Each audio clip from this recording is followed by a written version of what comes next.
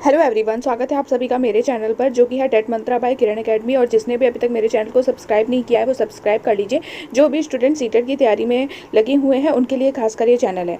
तो चलिए वीडियो को स्टार्ट करते हैं। और कल मैंने डिस्कस किया था आपके साथ क्लास 6 की एनसीईआरटी का हिस्ट्री एनसीईआरटी का चैप्टर नंबर 3 जिसका पार्ट 2 आज है। ठीक है, क्लास में मैं एमसीक्यू भी साथ में डिस्कस करूंगी और साथ के साथ हम थ्योरी भी पढ़ेंगे। तो चलिए वीडियो को स्टार्ट करते हैं। और आज जो भी इंपॉर्टेंट है वो मैं आपको बताती जाऊंगी ताकि आप नोट डाउन करते जाओ। नगर और नए शिल्प, इसमें हमने क्या पढ़ा था, हड़प्पा, मोहनजोदड़ो और लोथल के विषय में पढ़ा था कि वहाँ क्या कौन कौन सी चीज़ें मिली हैं, कौन कौन से नगर विकसित हुए थे, किन किन चीज़ों का प्रयोग किया गया था। तो उसी को हम आज आगे बढ़ाएंगे। ठीक है, तो वहाँ के नगर और नए शिल्प के बारे में बात करी गई है। तो जानते हैं हड़प्पा में नगर और नए शिल्प कैसे थे। आओ अब कुछ ऐसी चीज़ों के बारे में अध्ययन करें जो हड़प्पा के नगरों से प्राप्त हुई है। हड़प्पा के नगरों से हमें क्या प्राप्त हुआ है, देखिए पुरातत्वविदों को जो चीज़ें वहाँ से मिली हैं उनमें अधिकतर पत्थर, शंख, तांबे, कांसे, सोने, चांदी जैसी धातुओं से बनाई गई थी। तांबे और कांसे से औजार, हथियार, गहने और बर्तन बनाए जाते थे। सोने और चांदी से गहने और बर्तन बनाए जाते थे। तो ये पॉइंट इंपॉर्टेंट है, आप नोट डाउन कर लीजिए कि हड़प्पा के नगरों से अधिकतर पत्थर, शंख, तांबे, कांसे, सोने और चांदी जैसी धातुओं से बनाई गई वस्तुएं मिली हैं। ठीक है, तांबे और कांसे से क्या बनाए जाते थे, औजार, हथियार, गहने और बर्तन, तथा सोने चांदी से गहने और बर्तन बनाए जाते थे। और सबसे इंपॉर्टेंट चीज़ ये है, यहाँ मिली सबसे आकर्षक वस्तुओं में मनके, बाट और फलक है। मनके, बाट और फलक भी यहाँ पर मिला हुआ है। ठीक है, तो तांबे और कांसे से बहुत क्वेश्चन बनते हैं कि हड़प्पा के नगरों में तांबे और कांसे से बने जो है वस्तुओं का यूज हुआ था। तो डिटेल में आप पूरा ही पढ़ना, कुछ भी पूछ सकता है पेपर में। कथन और कारण से क्वेश्चन ज़्यादा बन सकते हैं इन टॉपिक से। ठीक है, तो यहाँ पे देखिए पत्थर के बाट, देखो ये पत्थर के बाट है। कितने ध्यान से और उपयुक्त तरीके से इन बाटों को बनाया गया है। इन्हें चर्ट पत्थर से बनाया गया था। इन्हें शायद बहुमूल्य पत्थर और धातुओं को तौलने के लिए बनाया गया था। मध्य में बाएं में मनके से कई कार्निलियन पत्थरों से बनाए गए थे। पत्थरों को काट और तराश कर मनके बनाए गए। इनके बीच छेद किए गए थे ताकि धागा डालकर माला बनाई जाए। ठीक है, ये मनके बनाए गए थे। और पत्थर के धारदार फलक भी यहाँ पर बनाए गए थे जो कि प्राप्त हुए हैं। ठीक है, हड़प्पा सभ्यता के लोग पत्थर की मोहरें बनाते थे। ये लाइन इंपॉर्टेंट है, हड़प्पा सभ्यता के लोग पत्थर की मोहरें बनाते थे। इन आयताकार मोहरों पर समानता जानवरों के चित्र मिलते हैं। ठीक है, ये जो मोहरें बनाते थे इन पे ज्यादातर जानवरों के चित्र मिले हैं। ठीक है, और हड़प्पा सभ्यता के लोग काले रंग से डिजाइन किए हुए खूबसूरत लाल मिट्टी के बर्तन बनाते थे। ठीक है, जो मिला था संभवतः 7000 साल पहले मेहरगढ़ में कपास की खेती हुई थी। ठीक है, नोट डाउन कर लीजिए, 7000 साल पहले मेहरगढ़ में कपास की खेती होती थी। मोहनजोदड़ो से कपड़े के टुकड़ों के अवशेष, चांदी के एक फूलदान के ढक्कन, ये पूरा नोट करिए, मोहनजोदड़ो से कपड़े के टुकड़े के अवशेष, चांदी के एक फूलदान के ढक्कन तथा कुछ अन्य तांबे की वस्तुओं से चिपके हुए मिले हैं। पकी मिट्टी तथा फेयंस से बनी तकलियां सूत कताई का संकेत देती हैं। तो पकी मिट्टी तथा फेयंस से बनी क्या तकलियां भी मिली हैं। फेयंस क्या होता है इसके बारे में आगे पढ़ेंगे और ये इंपॉर्टेंट है। ठीक है, ये पूरा जो पैराग्राफ दिया है ये इंपॉर्टेंट है। ठीक है, अब देखिए जो पढ़ा उससे रिलेटेड एक एमसीक्यू देख लेते हैं। हड़प्पा सभ्यता के लोग क्या बनाते थे, मनके, बाट और फलक बनाते थे। सोने और चांदी के गहने और बर्तन बनाते थे। तांबे और कांसे से बने औजार, गहने और बर्तन बनाते थे या पत्थर की मोहरें बनाते थे। तो ये चारों ही चीज़ें मैंने ऊपर आपको अभी बताई हैं। हड़प्पा सभ्यता के लोग मनके, बाट और फलक भी बनाते थे। सोने और चांदी के गहने और बर्तन बनाते थे। तांबे और कांसे से बने औजार, गहने और बर्तन बनाते थे और पत्थर की मोहरें भी बनाते थे। यानी कि ऑप्शन नंबर 4 क्या हो जाएगा, सही हो जाएगा। ठीक है, अब सबसे पहले हम पढ़ेंगे फेयंस के बारे में। यहाँ पर देखिए हमने पढ़ा था फेयंस, पक्की मिट्टी तथा फेयंस से बनी तकलियां। फेयंस क्या होता है ये भी आपको जानना बहुत ज़्यादा ज़रूरी है, जो कि अब मैं बताने जा रही हूँ। फेयंस पक्की मिट्टी तथा फेयंस से बनी हुई तकलियां बनाते थे। तो फेयंस क्या होता है, देखिए फेयंस को कृत्रिम रूप से तैयार किया जाता है। ये फेयंस का ही एक रूपांतरण है। बालू तथा स्फटिक पत्थरों के चूर्ण को गोंद में मिलाकर उनसे वस्तुएं बनाई जाती थी। उसके बाद उन वस्तुओं पर एक चिकनी परत चढ़ाई जाती थी।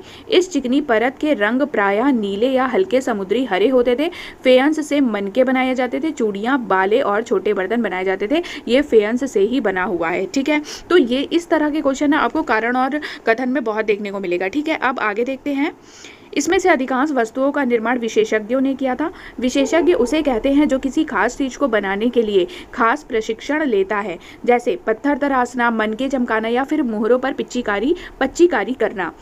मूर्ति का चेहरा कितने आकर्षक ढंग से बनाया गया और उसकी दाढ़ी कितनी अच्छी तरह दर्शाई गई, यह किसी विशेषज्ञ मूर्तिकार का ही काम हो सकता है। देखो, ये इस मूर्ति की बात कर रहा है कि इस मूर्ति का चेहरा बहुत अच्छे से बनाया गया और इसकी दाढ़ी भी जिस तरह से बनाई गई है, ये एक बहुत ही ज़्यादा विशेषज्ञ का काम है। मतलब जो एक बेहतरीन विशेषज्ञ होगा वही इस तरह से कल्पकारी कर सकता है। ठीक है, अब हम देखेंगे कच्चे माल की खोज में। कच्चा माल किसे कहते हैं? कच्चा माल उन पदार्थों को कहते हैं जो या तो प्राकृतिक रूप से मिलते हैं या फिर किसान या पशुपालक उनका उत्पादन करते हैं। ठीक है, सारा नोट डाउन करते हुए चलिए कि कच्चा माल उन पदार्थों को कहते हैं जो या तो प्राकृतिक रूप से मिलते हैं या फिर किसान या पशुपालक उनका उत्पादन करते हैं। जैसे लकड़ी या धातुओं के अयस्क प्राकृतिक रूप से उपलब्ध कच्चे माल हैं। इनसे फिर कई तरह की चीज़ें बनाई जाती हैं।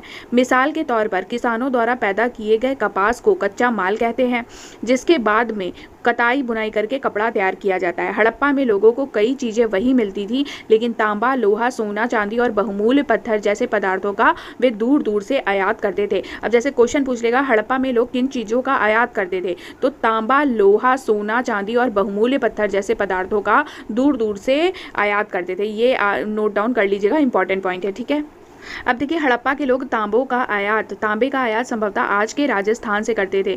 जो आज हम जिसे राजस्थान कहते हैं, वहाँ से हड़प्पा के लोग तांबे का आयात किया करते थे। ये आप नोट डाउन करते हुए चलिए। यहाँ तक कि पश्चिमी एशियाई देश ओमान से भी तांबे का आयात किया जाता था। ठीक है, ये पूरा नोट करिए आप। आज के राजस्थान से करते थे हड़प्पा के लोग तांबे का आयात, और पश्चिमी एशियाई देश ओमान से भी करते थे। कांसा बनाने के लिए तांबे के साथ मिलाई जाने वाली धातु टीन का आयात आधुनिक ईरान और अफगानिस्तान से किया जाता था। तो कांसा कैसे बनता है?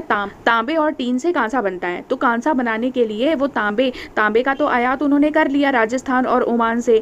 ठीक है, अब बचा टीन का आयात वो कहाँ से करते थे? ईरान और अफगानिस्तान से करते थे। ठीक है, सोने का आयात कहाँ से करते थे? आधुनिक जो आजकल कर्नाटक है वहाँ से, और बहुमूल्य पत्थर का आयात गुजरात, ईरान और अफगानिस्तान से किया जाता था। ये पूरा पैराग्राफ बहुत इंपॉर्टेंट है, इसको नोट डाउन कर लीजिएगा। ठीक है, चीज़ों को एक जगह से दूसरी जगह कैसे ले जाया जाता था? इन चित्रों को देखो, एक खिलौना है और दूसरी एक मोहर। ये खिलौना है और ये मोहर। ये खिलौना भी खुदाई से प्राप्त हुआ है और ये मोहर भी। देखो, उस जमाने में कैसे आयात और निर्यात किया जाता था। ये बैलगाड़ी समझ में आ रही होगी आपको, और ये नाव जैसा समझ में आ रहा है। तो जाहिर सी बात है, उस जमाने के लोग बैलगाड़ी और नाव जैसी चीज़ों से आयात निर्यात करना सीख गए थे, है ना। नगरों में रहने वाले के लिए भोजन। लोग नगरों के अलावा गांवों में भी रहते थे। वे अनाज उगाते थे और जानवर पालते थे। किस तरह का भोजन करते थे ये भी देख लीजिए। अनाज उगाते थे और जानवर पालते थे जो गांव में रहते थे। ठीक है, किसान और चरवाहे ही शहरों में रहने वाले शासकों, लेखकों और दस्तकारों को खाने के सामान देते थे। तो किसान ही वो थे जो शहर में लोग रहते थे, उनको किसान ही खाना पहुँचाते थे। पौधों के अवशेषों से पता चलता है कि हड़प्पा के लोग गेहूँ, जौ, दालें, मटर, धान, तिल और सरसों उगाते थे। ये नोट डाउन कर लीजिए लाइन, ये इंपॉर्टेंट है। हड़प्पा के लोग गेहूं, जौ, दालें, मटर, धान, तिल और सरसों उगाते थे। ठीक है, जो इंपॉर्टेंट मैं बताती जा रही हूँ उसको आपको नोट डाउन करना है। ठीक है, बहुत इंपॉर्टेंट है ये। जमीन की जुताई के लिए हल का प्रयोग एक नई बात थी। हड़प्पा काल के हल तो नहीं बच पाए, लेकिन वे प्राय लकड़ी से बनाए जाते थे। ये देखिए, ये एक हल का ही नमूना है, मतलब कि इस तरह का हल मिला है हड़प्पा की खुदाई में। ठीक है, क्योंकि वे प्राय लकड़ी से बनाए जाते थे। लकड़ी का हल है, लेकिन हल के आकार के खिलौने मिले हैं। ये हल के आकार के खिलौने जैसे मिले हैं। इस क्षेत्र में बारिश कम होती थी, इसलिए सिंचाई के लिए लोगों ने कुछ तरीके अपनाए होंगे। संभवतः पानी का संचय किया जाता होगा और जरूरत पड़ने पर उससे फसलों की सिंचाई की जाती होगी। ये परसेप्शन की बात कही है इन्होंने। ठीक है, हड़प्पा के लोग गाय, भैंस, भेड़, बकरी पालते थे। ये नोट डाउन करिए। हड़प्पा के लोग, ये नोट डाउन आपको करना है। हड़प्पा के लोग गाय, भैंस, भेड़ और बकरियां पालते थे। बस्तियों के आसपास तालाब और चारागाह होते थे। ठीक है, लेकिन सूखे महीनों में मवेशियों के झुंडों को चारा पानी की तलाश में दूर दूर तक ले जाया जाता था। वे बेर जैसे फलों को इकट्ठा करते थे, मछलियां पकड़ते थे और हिरन जैसे जानवरों का शिकार भी करते थे। ये एक तरह से पूरा जो पैराग्राफ है इंपॉर्टेंट है। ठीक है, अब हम देखेंगे गुजरात में हड़प्पा कालीन नगर का सूक्ष्म निरीक्षण। ठीक है, कच्छ के इलाके में खदिर बेत के किनारे धौलावीरा नगर बसा था। वहाँ अब पहले तो यही लाइन इंपॉर्टेंट है। कच्छ के इलाके में खदिर बेत के किनारे धौलावीरा नगर बसा था। आप पूछेगा कक्ष के इलाके में खदिर बेत के किनारे कौन सा नगर बसा था, तो आपको पता होना चाहिए धौलावीरा नगर बसा था। ठीक है, वहाँ साफ पानी मिलता था और जमीन जो थी उपजाऊ थी, ये भी इंपॉर्टेंट है। यहाँ धौलावीरा जो नगर था वहाँ पर क्या था, वहाँ पे साफ पानी मिलता था। एक मिनट, वहाँ पे क्या था, साफ पानी मिलता था और ज़मीन क्या थी, उपजाऊ थी। जहाँ हड़प्पा सभ्यता के कई नगर 2 भागों में विभक्त थे, वहीं धौलावीरा नगर को 3 भागों में बांटा गया था। इससे पहले मैंने बताया भी था आपको कल वाली वीडियो में कि जो हड़प्पा नगर था वो 2 भागों में बटा हुआ था, पश्चिमी घाट की तरफ और पूर्वी घाट की तरफ, जिसे नगर दुर्ग कहा जाता था। ये भी मैंने डिस्कस किया था। तो उसी हिसाब से जो धौलावीरा नगर था उसको 3 भागों में बांटा गया था। कितने भागों में, 3 भागों में धौलावीरा नगर को बांटा गया था। इसके हर हिस्से के चारों ओर पत्थर की ऊंची ऊंची दीवार बनाई गई थी। इसके अंदर जाने के लिए बड़े बड़े प्रवेश द्वार थे। अब जैसे पूछ लेगा बड़े बड़े प्रवेश द्वार किस नगर में बनाए गए थे, तो धौलावीरा नगर में बनाए गए थे। ये इंपॉर्टेंट है पूरा जो भी मैं पढ़ रही हूँ अभी। ठीक है, इस नगर में एक खुला मैदान भी था जहाँ सार्वजनिक कार्यक्रम आयोजित किए जाते थे। ये भी इंपॉर्टेंट है, सार्वजनिक कार्यक्रम कहाँ आयोजित किया जाता था, खुला मैदान की व्यवस्था कहाँ की गई थी, तो धौलावीरा नगर में की गई थी। ठीक है, यहाँ मिले कुछ अवशेषों में हड़प्पा लिपि के बड़े बड़े अक्षरों को पत्थर में खुदा पाया गया है। ये भी इंपॉर्टेंट है लाइन। ठीक है, इन अभिलेखों को संभवतः लकड़ी में जड़ा गया था। यह एक अनोखा अवशेष है क्योंकि आमतौर पर हड़प्पा के लेख मुहर जैसी छोटी वस्तुओं पर पाए जाते हैं। ठीक है, हड़प्पा के जो अवशेष है वो ज़्यादातर जो है मोहर जैसी वस्तुओं में, छोटी वस्तुओं में पाए गए थे। लेकिन धौलावीरा में क्या था, बड़े बड़े अक्षरों को पत्थरों में खुदा, मतलब पत्थरों को में गोद कर बनाया गया था। तो जैसे पूछ लेगा कि बड़े बड़े अक्षरों को पत्थरों में गोद कर जो लिखा गया है वैसा अवशेष कहाँ मिला है, तो वो मिला है धौलावीरा में। ठीक है, ये पूरा ही पैराग्राफ आपके लिए एक तरह से इंपॉर्टेंट है। ठीक है, गुजरात की खंबात खाड़ी में मिलने वाली साबर नदी की एक उपनदी के किनारे बसा लोथल नगर ऐसे स्थान पर बसा था। देखिए अब जैसे है लोथल नगर कहाँ बसा था, तो लोथल नगर गुजरात की खंबात की खाड़ी में मिलने वाली साबरमती की एक उपनदी के किनारे बसा था। ठीक है, गुजरात की जो नदी है साबरमती, उसकी उपनदी के किनारे बसा था लोथल नगर। यहाँ क्या था, यहाँ कीमती पत्थर जैसा कच्चा माल आसानी से मिल जाता था। लोथल नगर में कीमती पत्थर जैसा कच्चा माल आसानी से मिल जाता था। इंपॉर्टेंट है, नोट डाउन करते हुए चलिए। यह पत्थरों, शंखों और धातुओं से बनाई गई चीज़ों का एक महत्वपूर्ण केंद्र था। ठीक है, सब इंपॉर्टेंट है ये। इस नगर में एक भंडार गृह भी था। इस भंडार गृह से कई मुहरे और मुद्रांकन या मुहरबंदी गीली मिट्टी पर दबाने से बनी उनकी छाप मिले हैं। ठीक है, भंडार गृह भी था और भंडार गृह से ये चीज़ें मिली हैं, ये सब आप नोट करेंगे। ठीक है, यह बड़ा तालाब लोथल का बंदरगाह रहा होगा जहां समुद्र के रास्ते आने वाली नावें रुकती थी। संभवतः यहां पर माल चढ़ाया उतारा जाता होगा। ये लोथल का बंदरगाह है और इसी में बोला गया ये जरूरता क्या रहा होगा, ये एक बड़ा लोथल का बंदरगाह रहा होगा जहाँ समुद्र के रास्ते से आने वाली चीज़ों को मतलब आयात निर्यात किया जाता होगा। ठीक है, यहाँ पर एक इमारत मिली है जहाँ संभवतः मनके बनाने का काम होता था। पत्थर के टुकड़े, अधबने मनके बनाने वाले उपकरण और तैयार मनके भी यहाँ पर मिले हैं। तो वही धौलावीरा मतलब कि गुजरात के लोथल में ही क्या मिला है, एक इमारत मिली है। ठीक है, जहां संभवतः मनके बनाने का काम होता था। पत्थर के टुकड़े मिले हैं, आधे बने हुए मनके मिले हैं, मनके बनाने वाले उपकरण और तैयार मनके भी यहाँ पर मिले हैं। ये भी इंपॉर्टेंट है, नोट डाउन करके चलिए। ठीक है, मुद्रा, मुहर और मुद्रांकन या मुहरबंदी। मुहरों का प्रयोग सामान से भरे उन डिब्बों या थैलों को चिन्हित करने के लिए किया जाता था जिन्हें एक जगह से दूसरी जगह भेजा जाता था।